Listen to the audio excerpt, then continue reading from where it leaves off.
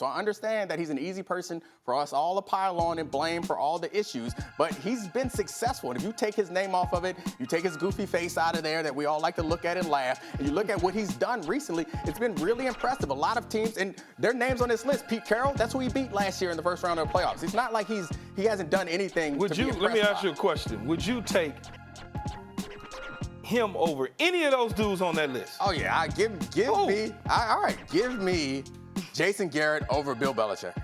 See, now you're just looking for clickbait. I'm just playing. I wouldn't actually put that out there, but I feel comfortable. I want you to read that list. No, put the list back up. Put the list up. I want you to look at that list. Let's go. Let me see. Okay, so would you take him over Bill Belichick? Obviously not. Okay, would you start at the bottom? Start at the bottom. Okay, would you take him over Coach Zim? Mike Zim. I would take him over Coach Zimmer.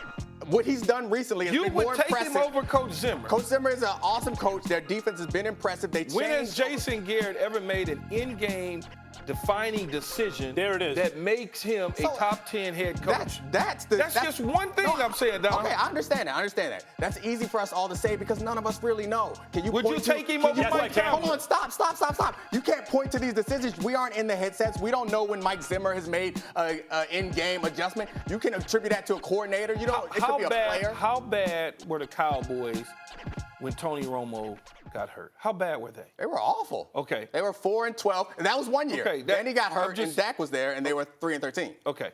When you have a top 10 coach or a coach that knows how to coach it up, you can lose a player of Tony Romo's caliber, and you can still be competitive as hell. I was 1-15 with Richie Kotite. A year later, AFC Championship game against the Denver Broncos. Because we got a coach in there that knew what to do in Bill Parcells. 2 years later, we lose Vinny Testaverde. We make some adjustments. We take Ray Lucas, who was a quarterback play special teams from Rutgers, and all of a sudden we make a strong run and almost win the division. Right. My whole point of that is Jason Garrett doesn't, to me, hasn't better yet, made any defining decisions in his coaching career that made you go, wow, I can't believe that they did that. But you know what he has done? He's made decisions that make you go, wow, that is the most conservative. Exactly. Punting. You got Ezekiel Elliott. It's 4th down. You need 1 yard, and you're punting from midfield, basically. No, but the point is, so his bad decisions are overblown. All the coaches on that list have bad decisions. But they got good decisions too. He has good ones too. To Keyshawn's point, when Tony Romo was out, they went 13-3. So he was able to coach that team. 13-3 with who? With Dak Prescott. That was Dak Ezekiel Elliott. Rookie year. Ezekiel Elliott. You were on this show yesterday saying you need to give him $35 million a year. He's good. Well, so if he was good, so if he's good, then he had a good quarterback. It can be both. It can be both. Okay, you can have a good quarterback and a good coach. Hold on. And you're comparing him to Bill Parcells. Obviously, I'm not comparing him to Bill Parcells. I'm comparing them coaches. I'm just saying he's better than you guys give him credit. Your argument is that Jason Garrett,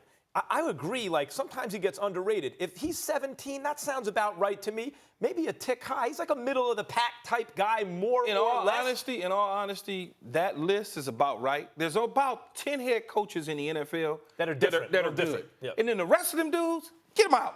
Yeah. Get them out. They're interchangeable, but Garrett's one of those guys. But my point with Garrett is if you look at the Cowboys roster, look at what he had to work with, and you give him all this credit for success. No playoff wins.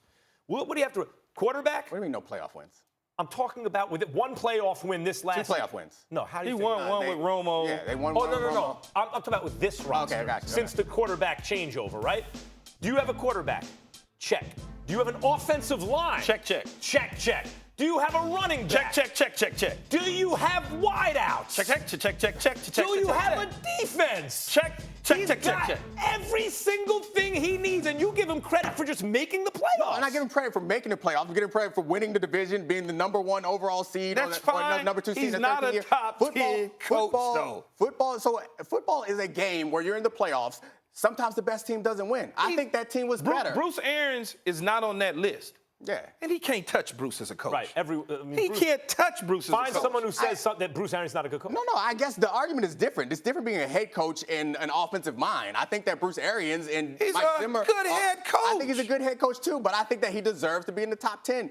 We're treating him as if he's awful. Like, I'm not saying that he's the type of guy that can come into a bad. He's no Bill Parcells. No, I'm not treating him as he's awful. I'm treating him as if he doesn't belong in the top. Did you see that list? I saw the list. He's not. So is he better than Mike Tomlin? List. He's up there with Mike Tomlin. Oh, come on. In recent seasons. Mike You're going to be on Tomlin the You team. just said that. They getting ready to put you on the internet all day tomorrow. I'm or saying, today. in their recent success, they're comparable. You can't compare him to Mike Tomlin. A Mike Tomlin team has never rolled over on a season ever. A Mike Tomlin team at worst is 8-8. He's won a Super Bowl. He makes playoff runs. You've talked about how Garrett has all these things. Mike Tomlin has those things too. And you talk about sometimes Mike Tomlin's had years with no offensive line, no defense. Here's how I'm going to kill it off, though, real quick. If I got Mike Tomlin and I got Jason Garrett both available in the same year, who you think they're going to hire, man? Mike Tomlin. Okay, then let's not have that conversation. That don't mean they're right. Oh, come on. That don't mean they're right. But they are. Hold on. They probably are right, but that doesn't mean that they are. I'm just saying, in general, Jason Garrett is underappreciated for the success that he had. I don't think he's underappreciated. I'm not saying. Dominique, let's put it this way. Let's put it this way. Remember when I said check? Now let's get to the head coach. I said offensive line, quarterback, running game, wideouts, defense, check. Head coach, is that a check? No, it's not. And let me tell you something. The Cowboys realize this. The Cowboys fans realize this, and they've isolated the variables. It's come down to, is it the quarterback or the coach? And let me give you a hint. It's the coach. And another thing, Dom, if he was a top 10 head coach and they felt that way, he wouldn't be playing for his job, coaching for his job right now. I understand. He would have another 4 years on his contract. They don't believe that because they wouldn't need to isolate the variable. So if they believe that he wasn't good enough, they would have gotten rid of him altogether. So you're saying that they're isolating their variable to put him out there? They're giving him one last shot at this because the team is set up for postseason success.